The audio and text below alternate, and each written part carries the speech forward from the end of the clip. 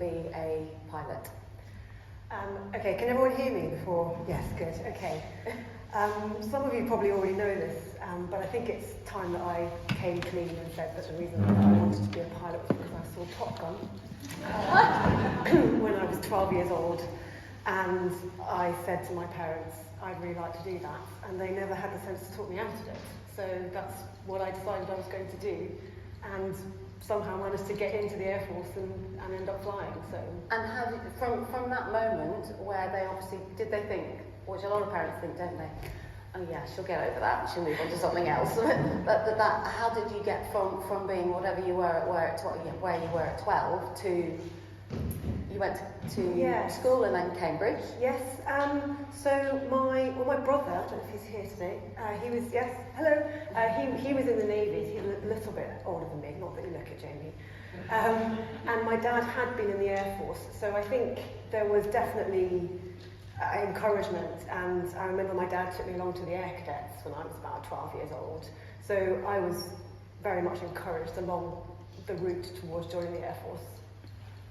And how grueling a task was that to get into the Air Force?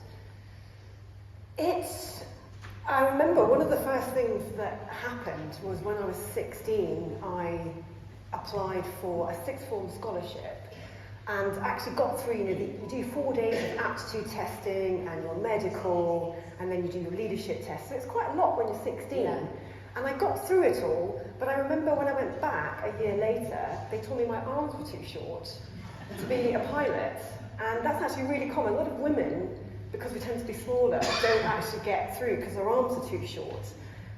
But try telling that to my mother, so she then hired a personal trainer for me to lengthen my arms. And it worked. It worked. And by the way, you don't do it by hanging off bars, that's what everyone thinks. And you actually do it by doing lots of strength, kind of flexibility exercises. Okay. So for about 6 months, I used to sort of measure my arm against this tape measure until I was ready to go back and be remeasured. So it's the oddest things that come up that get in the way. So how many inches did you, or centimetres did you need to gain? Well, at one point they thought I was 4 centimetres too short. Wow.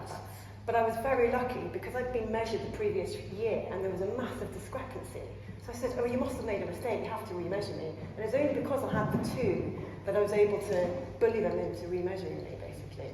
And the reason behind it is presumably they don't measure the cockpit to the person, they measure the person to the cockpit. Much cheaper that way. Okay.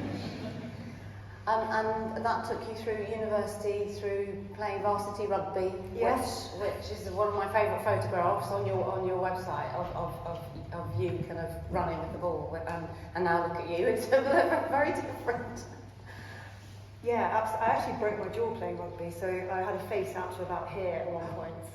So not my most glamorous look, but there we go. And from there, you went. The training after Cambridge was for how long? So then I joined the Air Force November 2000, and then that was it. And I was in the Air Force at that point. Went through the flying training system, tried to be a fighter pilot, tried to be Maverick. Ran out of talent, so they said go fly something slower. So I went to fly a helicopter, and that's what I've been doing up until the year that I left, which was last year. So you were still in there during the pandemic? Yes. Yes. Okay. So, and how what do you call yourself when you're flying a helicopter as opposed to a fighter pilot? Because a couple of people have come up to me and said, I'm coming to see the fighter pilot, but you were very clear to correct me on that. Well, I know there's a few people in the RAF in the audience and they won't let me get away with that. So fighter pilots fly pointy jets that go very fast. I'm a helicopter pilot, or was a helicopter pilot. We do still deploy to combat zones, so a lot of people refer to me as a combat helicopter pilot, but again, I probably get pulled up by Apache pilots because they're the real combat pilots. It's all very confusing. I don't mind what you call me, as long as it's complimentary, it's fine. And so your day-to-day life for your 20 years in the RAF were particularly, you were in Kabul and other war zones. And so what did that consist of? So we are basically a battle taxi. So we fly people from A to B to get them safely because it was generally safer to go by air than to go by road, particularly in Helmand province. So that was our job, we were bus drivers. Right, okay. But that's, yeah, it's very, very different when you were in that moment and you were actually doing your job. I'm sure you didn't think of it like that. I don't know, I remember there was a guy I flew with, and I remember him saying, remember Sarah, we're a bus, not a taxi, because we don't wait. If the troops don't turn up on time, you just go. So I think we did have that kind of mentality. There's a few other helicopter pilots in the audience, so maybe you can tell me if you agree. But the cargo is very important, and actually, bus drivers are important. So I think in some ways it's quite nice to remember that although the mission for us is incredibly exciting, it's the people that are getting out the back that are going off to do this stuff, and they need to get there fit to do their job. Well, and actually it's your training to think like that and to do the job like that has got you to today, which we're going to talk about in a minute, aren't we? Do you want to show everybody the moment when you realised? Yes, so I became very interested in mindfulness and how to train your brain to perform under pressure, but also to deal with difficult emotions. And I think to start with, I thought it was very different from flying.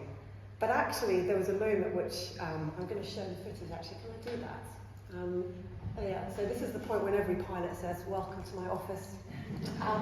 But what you're looking at is, this is taken from the jump seat of the Puma helicopter, and we're flying down a valley in Morocco at about 50 feet, which is about the height of this building at 120 knots. So I'll just play the footage for you. If it plays. There we go.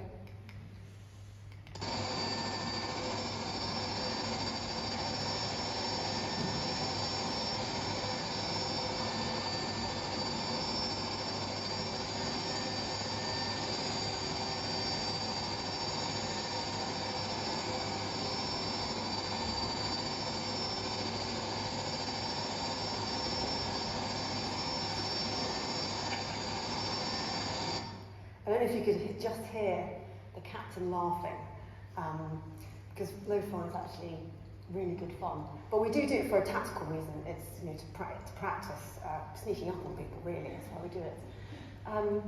So it is great fun. The next thing that happened wasn't quite so much fun. This is the canopy seconds after we hit wires that were strung across the valley. And I remember the cockpit got very, very noisy. And I thought that the cables were going to wrap themselves around my tail rotor and we were going to spin into the ground and die. And I think I was 24 at this point, and I remember thinking, oh, this is how I'm going to die. And actually feeling quite pleased it would be over quickly. But the thing that happened next is the important bit. So the guy on the left-hand side, that's Peebs, if anyone knows him, he was the captain, and he shouted at me, "Fly the aircraft, Sarah." And that's the moment when I sort of brought my attention back into the cockpit. And actually, when I look back on that now, that's mindfulness. Because you know where your attention's gone and you bring it back to where it needs to be. And so I had this kind of epiphany where I thought, gosh, we've been doing this for years, we just didn't know that's what it was.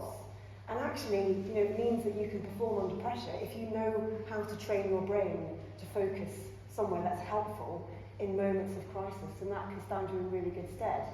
So I realised that we're practicing it more often than we think, we're probably better at it than we think, and it's more relevant to dynamic scenarios than we think.